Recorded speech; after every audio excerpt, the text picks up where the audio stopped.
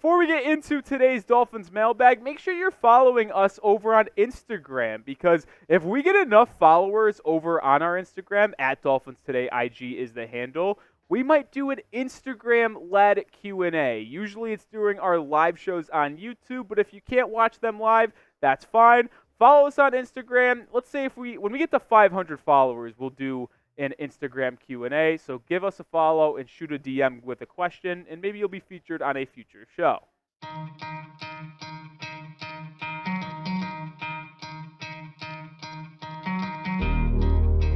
All right, welcome to Dolphins Today by Chat Sports. I am Nic Rohloff, where we do have a very fun mailbag on tap for all of you today. And like I said, if you can't watch the mailbag, follow us on IG, or watch the live show, excuse me.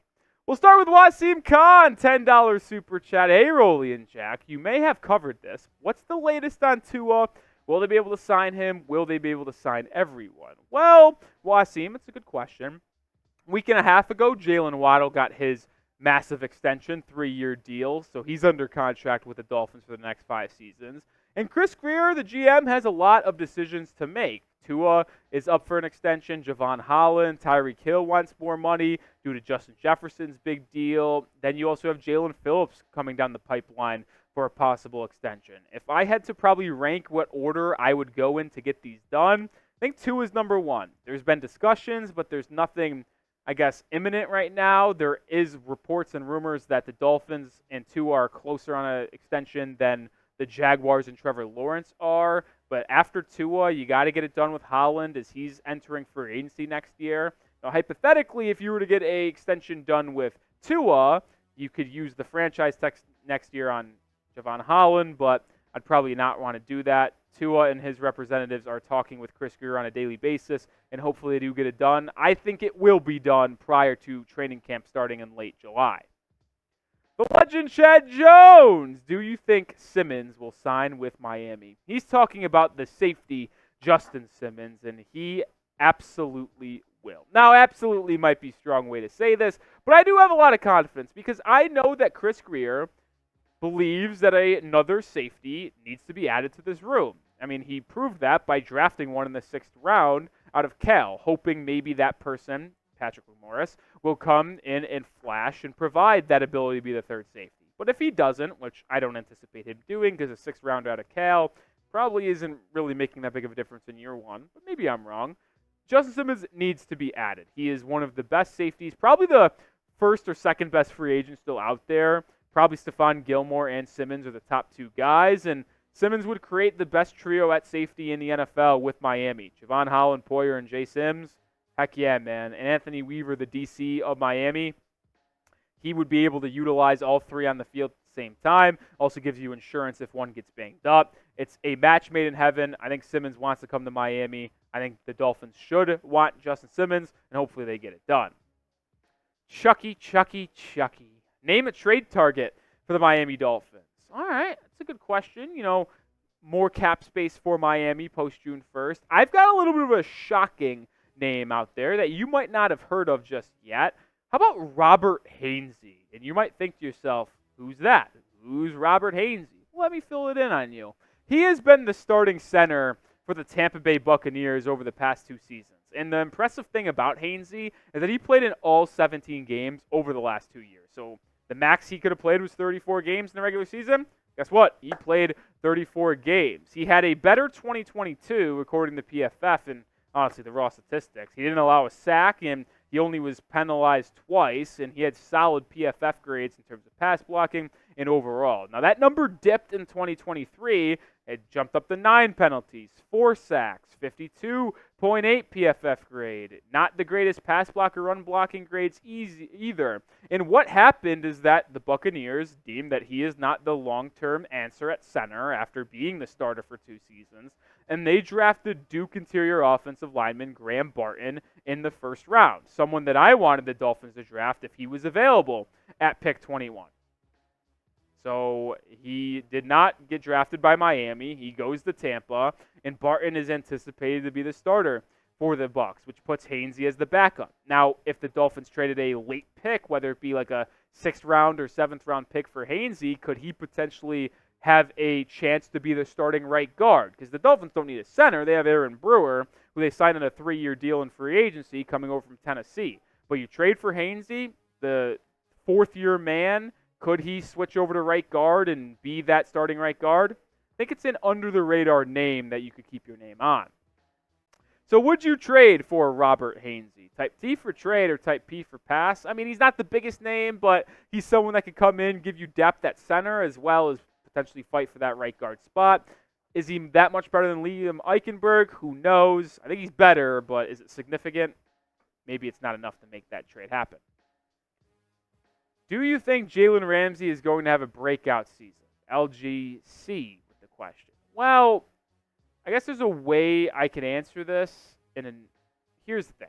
Jalen Ramsey would not have a breakout season. Jalen Ramsey is one of the best cornerbacks in football, and he's been the best quarterback in football prior when he was with the Jacksonville Jaguars, and he was phenomenal with the Los Angeles Rams as well. So it's not like he would break out this season. But do I think he will have a really good season for the Miami Dolphins? I do. Him and Kendall Fuller are a really good duo on the perimeter on this Dolphins defense, and as long as Ramsey stays healthy, I expect him to have a monster season for Miami. Kenny the Penny, will Jalen Wright, fourth-round running back out of Tennessee, have a breakout season like Devon Achane from a year ago? I don't think you could expect the same productivity from Jalen Wright as you got from Devon Achane a year ago. Like, Achane was on pace to put up over 1,000 yards and 10 touchdowns if he didn't get hurt. Like, Achane had 800 yards, 8 touchdowns. He's phenomenal. And this is just too loaded of a running back room to expect Wright to do that. He's running back 3 on this depth chart, behind Achane and Mostert. I think the 3 will complement each other very well. I think the 3 will combine to put up really good numbers as a trio, but I do not expect the rookie out of Tennessee to be the one who goes for 808 touchdowns. Raheem Mostert's going to be that back that does most of the work in the red zone. Achane is going to be a high receiving back target with Wright mixing in there in certain pass protection situations.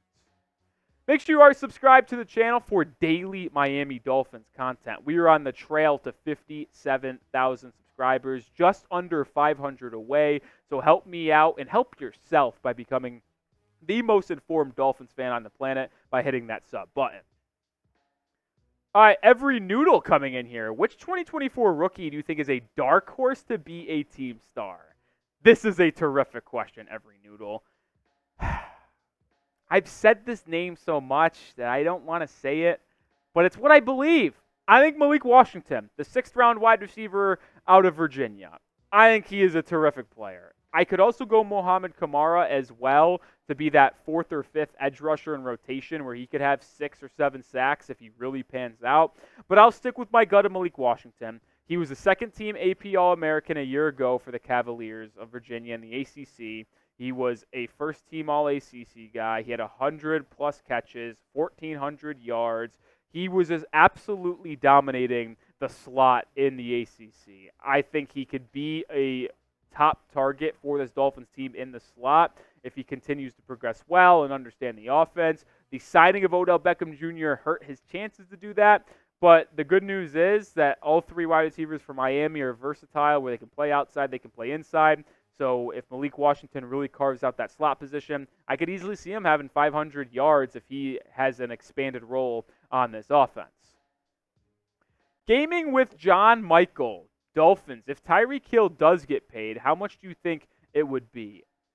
I think it would be exactly what Justin Jefferson got paid.